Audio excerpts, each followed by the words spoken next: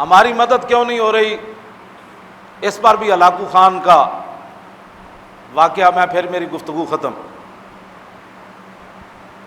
علاء الدین خوارزم مسلمانوں کا بہت بڑا سپہ سالار ہے،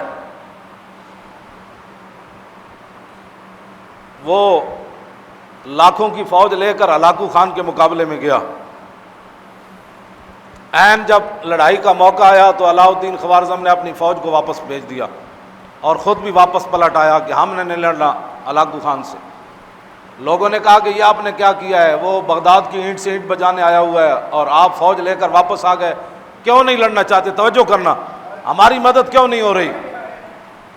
علاء الدین خوارزم کہنے لگا کہ میں ہلاکو خان کی فوج کا مقابلہ نہیں کر سکتا۔ اس نے کہا کیوں؟ اس نے کہا جو میں نے سنا نا اور جو میں نے دیکھا تم نے نہیں دیکھا۔ انہوں نے کہا تو نے کیا دیکھا؟ اس نے کہا کہ ہلاکو خان کی فوج کے سروں کے اوپر اولیاء کی روحیں اور فرشتے سایہ کر کر یہ لفظ کہہ رہے ہیں ہلاکو خان کی فوج کو کہ ایھا الکفرۃ اقتلوا الفجر، اوے بدکار کافرو ان بدبخت مسلمانوں کو خوب مارو۔ نے کہا جب اللہ کی مدد ہی ہمارے ساتھ نہیں ہے، فرشتے بھی اللہ کے یہی کہہ رہے ہیں ان بدبختوں کو مارو۔ یہ کلمہ حضور کا پڑھتے ہیں، آئیڈیل غیروں کو سمجھتے ہیں، یہ کلمہ پڑھ کر بھی ان کو یقین نہیں ہے کہ ہم نے کیا کرنا ہے۔ انہوں نے پاکستان حاصل کرنے کے بعد 69 سال گزار دیے حضور کے دین سے خوف زدہ کرتے کرتے، آج بھی حضور کے دین کو انہوں نے ہوا بنایا ہوا ہے۔ اسلام آ جائے گا تو ایسے ہو جائے گا، اسلام آ جائے گا، لوگوں کو ایسے ڈراتے ہیں جیسے ڈاکوؤں سے ڈراتے ہیں۔ اسلام کو انہوں نے ہوا بنا دیا۔ انہوں نے کہا کہ ایھا الکفرۃ اقتلوا الفجر، اوے کافرو ان بدبخت مسلمانوں کو خوب مارو۔ اس نے کہا جب اللہ کی تائید ہی ہمارے ساتھ نہیں ہے۔ جب خالد بن ولید پھنس گئے تھے نا شام کے محاذ پر، اور پوری فوج نے، ہزاروں کی فوج نے، ان کے 10 بڑے بڑے سپہ سالاروں نے خالد بن ولید کو گھیر لیا تھا اور صحابہ کو پتہ نہیں تھا کہ خالد کدھر گئے۔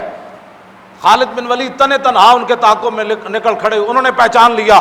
ان کا سپہ سالار کہنے لگے یہی وہ بندہ ہے جس نے پورے دنیا کے اندر اپنی طاقت کی دھاک بٹھائی ہے، آج اس کو مارو تو ہر چیز واپس لے لو گے تم، اس سپہ سالار کو مارو۔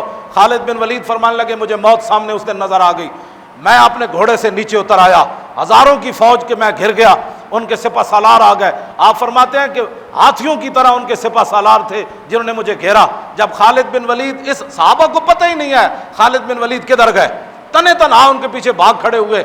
جب یہ صورتحال بن گئی تو تھوڑی دیر کے بعد انہوں نے کہا کہ خالد آج نہیں بچ سکتا۔ تھوڑی دیر کے بعد پیچھے سے جناب آواز آ گئی، خالد بن ولید کے پیچھے حضرت کاکا آ رہے ہیں، حضرت مثنیٰ آ رہے ہیں، حضرت شرحبیل آ رہے ہیں، بڑے بڑے جرنیل صحابہ پیچھے سے گھوڑے دوڑاتے ہوئے آ گئے۔ کافروں کے اندر تھر تھلی مچ گئی۔ انہوں نے کہا کہ یہ کیا بنا ہے؟ آتے ہوئے انہوں نے ساری فوج کو بھگا دیا۔ تو خالد بن ولید نے فرمایا کہ آپ کو کس نے بتایا کہ میں ادھر پھنس گیا؟ انہوں نے کہا کیا بتائیں، کس نے بتایا؟ جب ہم جنگ ادھر بیٹھے ہوئے تھے تو آواز ہوا سے گزرتے ہوئے فرشتوں نے کہا تم ادھر بیٹھے ہو، خالد پھنس گیا۔ جب اللہ کی تائید ہو تو پھر ہوا میں فرشتے بھی جرنیلوں کو آ کر کہہ دیتے ہیں کہ تم یہاں بیٹھے ہو، خالد ادھر لڑ رہا ہے۔ اور جب اللہ کی تائید ہی نہ ہو اور مسلمان گھر میں بیٹھے اسلام کے خلاف باتیں کرتے ہوں